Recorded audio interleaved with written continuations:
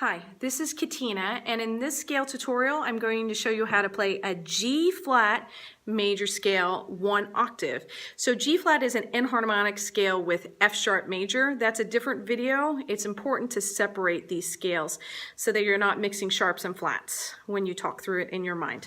So we have G flat right down here. It's this side key right there. Some of you know it as F sharp.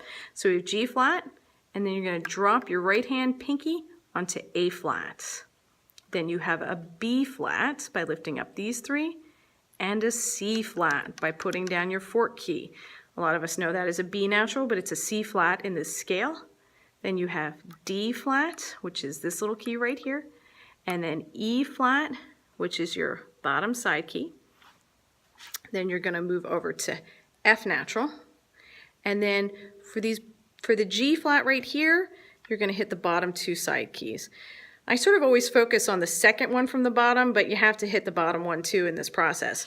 So we have G flat, F by lifting up the bottom two, G flat, F, drop to E flat right there, bottom side, D flat, C flat, B flat, A flat, and G flat.